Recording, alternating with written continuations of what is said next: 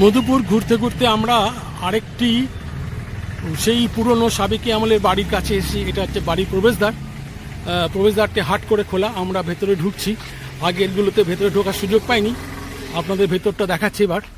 আপনারা দেখুন, পুরো ঝোপঝাড়ে একেবারে পরিপূর্ণ দুধারটা, আর মাঝে মাঝে উঁচু উঁচু গাছ, বেশ উঁচু উঁচু গাছ, বড় বড় গাছ। আর দূরে যে বাড়িটা দেখতে পাচ্ছেন জীর্ণ ভগ্ন, ওইটা হচ্ছে সেই সময়কার কোনো এক অভিজাত শৌখিন ধনী মানুষের বাড়ি। কত স্বপ্ন নিয়ে, কত পরিকল্পনা করে তিনি বাড়িটি বানিয়েছিলেন। সেই সময় হয়তো তিনি তার পরিবারদের নিয়ে, বন্ধুবান্ধবদের নিয়ে কলকাতা থেকে হয়তো এখানে আসতেন, এখানে থাকতেন, হাওয়া বদল করতে আসতেন। এখানকার জল হাওয়ায় শরীর মন চাঙ্গা করে আবার হয়তো কলকাতায় ফিরে যেতেন। কিন্তু এখন সে কি অবস্থা দেখুন, কত বড় এরিয়া নিয়ে, ভাবতেই পাচ্ছি না কতটা জায়গা হবে। 10 বিঘা, তার বেশি ছাড়া কম না বোধ হয়। বাড়িটির কি অবস্থা দেখুন। তার আগে আপনাদের বাড়ির প্রবেশ পথটি আরেকবার দেখাই। এই সমস্ত বাঙালি বাবুরা তাদের বাড়ির সঙ্গে সামঞ্জস্য রেখে বাড়ির প্রবেশ পথের সৌন্দর্যের দিকে তাদের খেয়াল রাখতেন, যাতে বাড়ি এবং তাদের বাড়ির প্রবেশ পথ যেন আকর্ষণীয় হয়। এখন সেই প্রবেশ পথটির অবস্থা কি দেখুন, কি অবস্থা হয়েছে। নানা রকম লতা গুল্মে আগাছার জঞ্জালে ঢেকে গেছে পুরো প্রবেশ পথটা। দেখতেই কেমন লাগে, আগে কি ছিল আর এখন কি হয়েছে। এরকম বড় বড় গাছ, আর নিচটা পুরো ঝোপঝাড়, নানা রকম বুনো ফুল ফুটে আছে। আপনারা দেখছেন এখানে গরু চড়ে বেড়াচ্ছে, ওখানে ছেলেরা খেলছে দূরে, ওইখানে দূরে ছেলেরা খেলছে। পুরো জায়গাটাই এই বাড়ির। পাঁচিল কোথাও আছে, কোথাও নেই। আজকাল সে বাড়ি কি অবস্থা দেখুন, কত রুচিসম্মত ডিজাইন, কত রঙিন কাঁচ দিয়ে এই বারান্দাটা উপরে ডেকোরেশন করা হয়েছিল। আর উপরে দেখুন সামনে যে ব্যালকনি, চৌকো ব্যালকনি, ব্যালকনির উপরে দেখুন শ্বেত পাথরের যে ঝরকা বলবো না, ওগুলো যে শ্বেত পাথরের ডিজাইন করা আছে বাড়ির ছাদের কার্নিসে। দেখুন ওখানে যে ফুল লতা পাতার নকশা করা আছে। বাড়ির থামের উপরে দেখুন, দেখানোর চেষ্টা করছি, দেখুন একটু ক্লোজে নিয়ে দেখায় আপনাদের। দেখুন, দেখছেন কি সুন্দর ডিজাইন করেছে। কত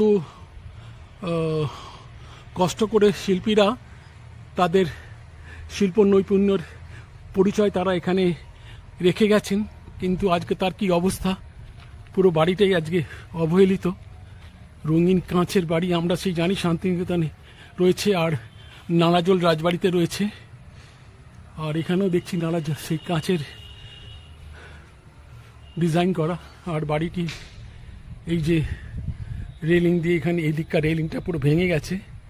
বাড়িটি পুরো পরিত্যক্ত, জানলা দরজা ভাঙা, পাল্লা খুলে নিয়ে চলে গেছে অনেকে। আমি আর ভেতরে ঢুকবো না, ডিজাইনগুলো দেখাচ্ছি আপনাদের। দেখুন আপনারা কি অবস্থা, কি স্বপ্নের অপমৃত্যু।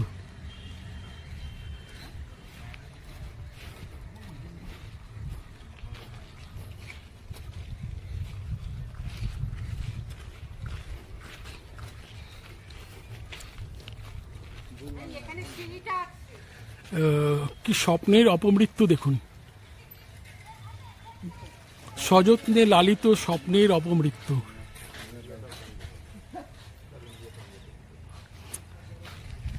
তোমরা কি এখানকার ছেলে ভাই? তোমরা কি এখানেই থাকো?